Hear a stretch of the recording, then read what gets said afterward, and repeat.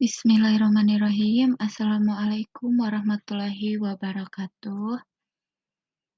Bertemu lagi dengan saya di channel Selinda Bahasa. Apa kabar semuanya? Semoga kita semua selalu dalam keadaan sehat walafiat. Amin. Pada kesempatan kali ini, saya akan mengulas mengenai cerpen, yaitu tentang mengidentifikasi nilai-nilai kehidupan dalam cerita pendek. Nah, mari kita jelaskan apa itu cerita pendek. Cerita pendek merupakan salah satu karya sastra yang memusatkan diri pada satu tokoh dalam satu situasi. Dalam cerita pendek, kita akan banyak menemukan berbagai karakter tokoh, baik protagonis maupun antagonis. Keduanya merupakan cerminan nyata dari kehidupan di dunia. Namun, dari karakter tokoh tersebut kita dapat menemukan nilai-nilai kehidupan, yaitu perbuatan baik yang harus kita tiru dan perbuatan buruk yang harus kita jauhi. Sebuah cerpen umumnya mengandung nilai-nilai yang terdiri atas berbagai aspek. Nilai-nilai tersebut diungkapkan secara implisit atau eksplisit. Nilai-nilai tersebut dapat diketahui melalui narasi, dialog, deskripsi, latar, pikiran, atau perasaan tokoh, dan lain sebagainya.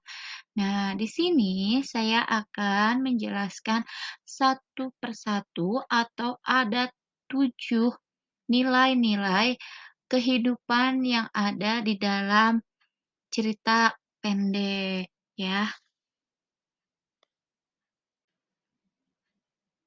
Nah, di sini saya akan menjelaskan satu persatu nilai-nilai kehidupan dalam cerita pendek. Mari kita sama-sama memahami informasi yang ada ya dari cerita pendek tersebut. Yang pertama ada nilai moral. Nilai moral atau etika adalah nilai yang berkaitan dengan tingkah laku, budi pekerti, dan perangai manusia terhadap sesamanya. Biasanya, nilai ini dapat diketahui melalui deskripsi tokoh, dialog, dan hubungan antar tokoh. Jadi, nilai moral di sini yaitu mengenai suatu tingkah laku dari si tokoh tersebut. Dari mulai budi pekertinya juga perangainya, bagaimana dia bersikap di dalam bermasyarakat, di kehidupan dia, ya, di kehidupan dalam cerita pendek itu seperti apa tokohnya, ya. Bisa jadi kan dia misalkan tingkah lakunya ketika dia menjadi protagonis, berarti dia harus bertingkah laku baik.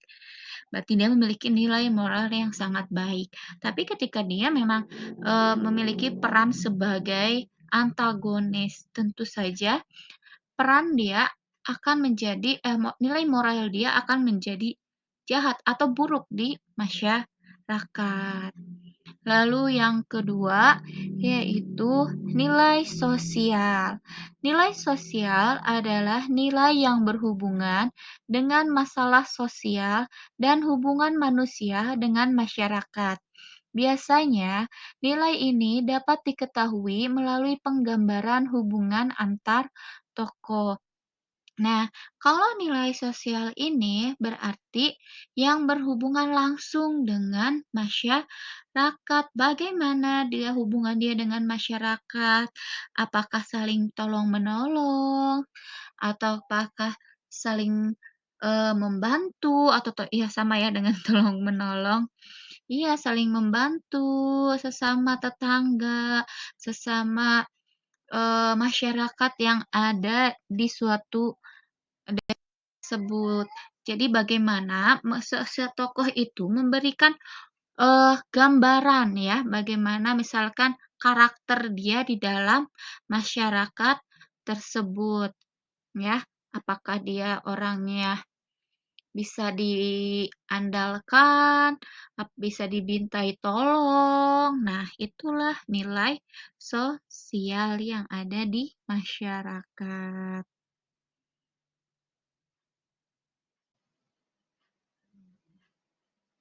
Selanjutnya, yang ketiga yaitu nilai religius. Nilai religius adalah nilai yang berkaitan dengan kepercayaan atau ajaran agama tertentu. Biasanya, nilai ini dapat diketahui melalui simbol agama tertentu dan penggambaran nilai-nilai kehidupan yang dilandasi ajaran agama yang bersifat universal atau menyeluruh. Ya, jadi, nilai religius ini pasti harus ada, karena kan ini merupakan suatu kepercayaan, ajaran agama tertentu. Biasanya kan bisa jadi ketika misalkan kita sebagai seorang seorang apa namanya, Muslim, ya, seorang muslim, pasti memiliki kepercayaan ya kita harus percaya kepada Allah Subhanahu wa Ta'ala.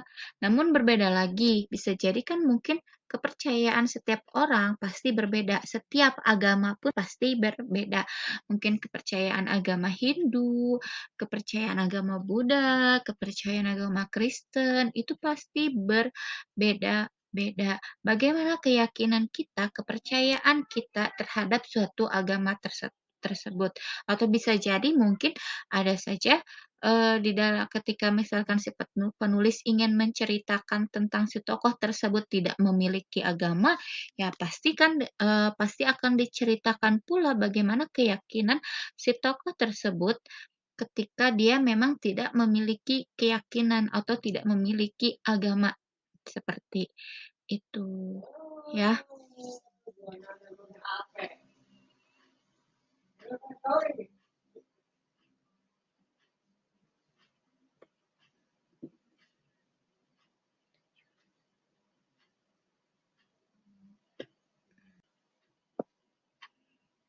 Yang keempat yaitu nilai budaya.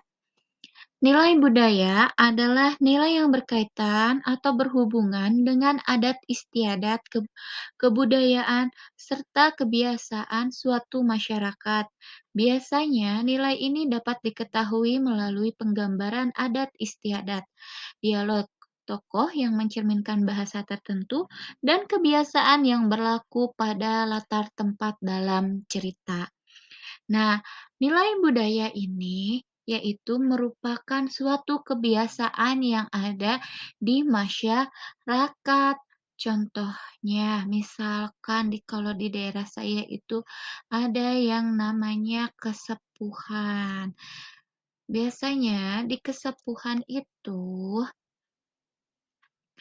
selalu ada Serentahun.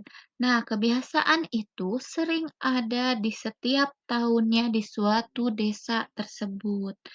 Atau bisa jadi kebiasaan yang ada di masyarakat itu, nih ketika bulan sekarang ini bulan Mulud ya, Maulid karena bulan Maulid Nabi, jadi bulan Mulud di daerah saya itu namanya, setiap hari Selasa itu di sini ada yang namakan pantang. Pantang itu jadi tidak boleh pergi ke sawah, tidak boleh pergi ke kebun. Maksudnya, kenapa tidak boleh seperti itu? Karena kalau kita misalkan, melanggar pantang tersebut, wallahualam ya sebenarnya mah, ini karena mitos kepercayaan dari suatu masyarakat di daerah saya. Jadi ketika misalkan kita melanggarnya, katanya jika kita melanggarnya akan terkena musibah, seperti itu. Ya, jadi ya daripada kena musibah, jadi ya udahlah mending ikutan pantang aja setiap hari Selasa di bulan Mulud. Nah, itu kan merupakan kebiasaan di dalam suatu masyarakat yang masih melekat. Tentu kalau misalkan di daerah ya, di masyarakat daerah itu, di pedesaan, di perkampungan, itu kebiasaannya masih kental, jadi masih melekat masyarakat gitu ya, jadi belum ditinggalkan. Jadi, kami di sini masih mempercayai dan masih sering melakukan kebiasaan-kebiasaan adat istiadat di suatu di masyarakat, kayak seperti itu. Banyak sih sebenarnya adat istiadat kalau di kampung saya itu karena masih di daerah pedesaan, jadi adat istiadatnya masih kuat, masih kental seperti itu. Ya, jadi di jadi bisa mencerminkan tokoh tersebut itu, mulai dari bahasanya, kebiasaannya, tempatnya juga. Kan kalau biasanya kalau adat istiadat ya, kalau di daerah saya daerah Sunda ya menggunakan bahasa Sunda, ya kalau di Jawa ya mungkin menggunakan bahasa Jawa, seperti itu. Selanjutnya yaitu nilai pendidikan. Nilai pendidikan atau nilai edukatif adalah nilai yang berkaitan dengan perubahan tingkah laku dari baik ke buruk. Ini merupakan pengajaran ya, atau bisa juga berhubungan dengan sesuatu hal yang mempunyai latar belakang pendidikan atau pengajaran. Mungkin kalau nilai pendidikan ini kita sudah tahu bahwa memang kita sebagai seorang manusia harus memiliki nilai pendidikan di kehidupan kita sehari-hari. Nilai pendidikan itu kan merupakan tingkah laku kita dari baik menjadi dari buruk misalkan menjadi baik, lalu misalkan menjadi tadinya tidak tahu menjadi tahu, ya. Itu merupakan nilai pendidikan atau edukatif.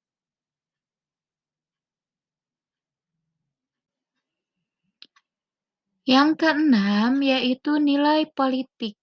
Nilai politik adalah nilai yang berhubungan dengan usaha warga negara dalam mewujudkan kesejahteraan, proses pelaksanaan kebijakan di masyarakat, dan penyelenggaraan pemerintahan dalam suatu negara. Nilai politik ini adalah nilai-nilai dari kehidupan si tokoh ya, yang ada misalkan di dalam pemerintahan. Bagaimana misalkan si tokoh tersebut, apakah dia memiliki nilai politik di dalam suatu pemerintahan atau tidak? Karena kan ini mah ya merupakan usaha usaha warga negara dalam mewujudkan kesejahteraan atau proses pelaksanaan kebijakan di dalam masyarakat. Apakah kebijakan tersebut sudah baik atau tidak, itu kan bagaimana seseorang dapat menyikapinya.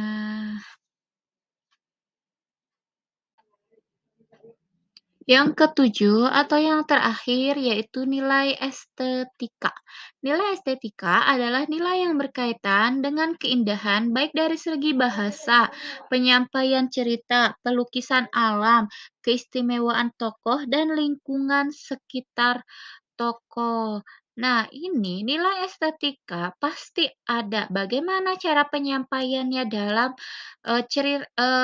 cerpen tersebut? Apakah si penulis menggunakan penyampaian bahasanya yang baik? Apakah indah? Seperti seorang pujangga misalkan ketika cerpennya mengenai percintaan.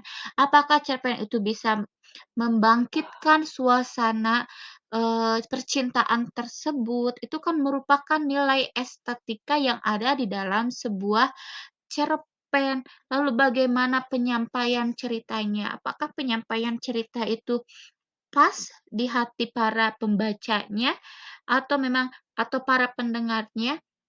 Nah, itu merupakan juga nilai estetika, merupakan nilai keindahan dari sebuah cerita pendek.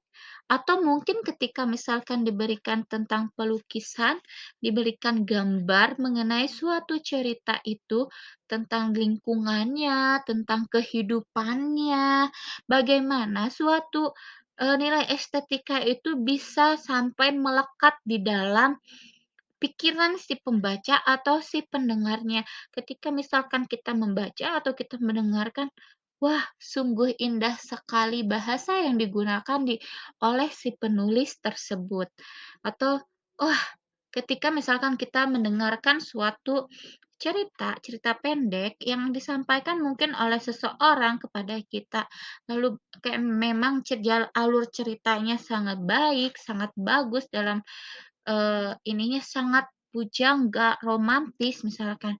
Ya sehingga kita sebagai seorang pendengar pasti akan merasa tersanjung ketika si penyampaian cerita tersebut sampai kepada kita.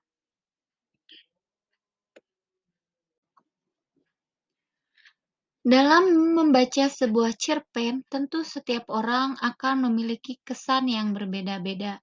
Pembaca akan dapat menemukan nilai-nilai dalam cerpen.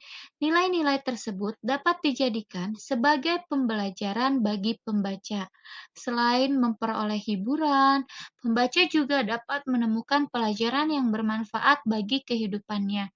Nilai-nilai yang terdapat dalam sebuah cerpen juga dapat ditemukan dengan menganalisis tema, alur, tokoh, latar peristiwa, dan amanat. Biasanya, pengarang memberikan sentuhan nilai-nilai kehidupan melalui kisah-kisah yang dihadirkan pada tokoh cerita. Nilai kehidupan juga merupakan unsur intrinsik dari sebuah cerita dan merupakan bentuk lain dari amanat. Baik nilai kehidupan maupun amanat dapat disimpulkan oleh pembaca atau penikmat cerita melalui proses perenungan isi cerita.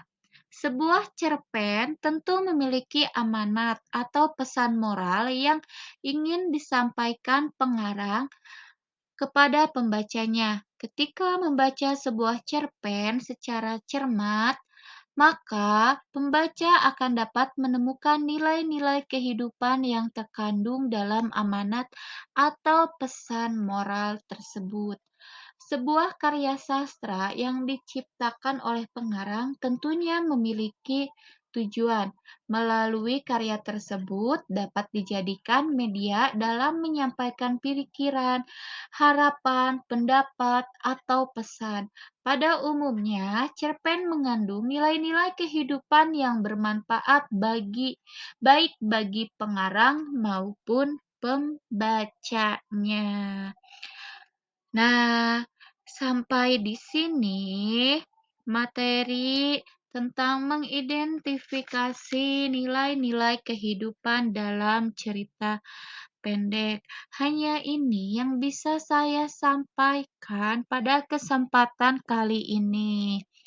Kurang dan lebihnya mohon maaf, saya yakin pasti banyak kurangnya, tidak ada lebihnya. Mohon maaf jika penyampaian saya terlalu cepat atau terlalu kurang dimengerti. Saya mohon maaf karena kelebihan datangnya dari Allah dan kekurangan memang datangnya dari saya. Terima kasih sudah menyaksikan channel Salinda Bahasa. Sampai bertemu pada kesempatan lainnya. Wabillahi taufiq wal hidayah. Wassalamualaikum warahmatullahi wabarakatuh.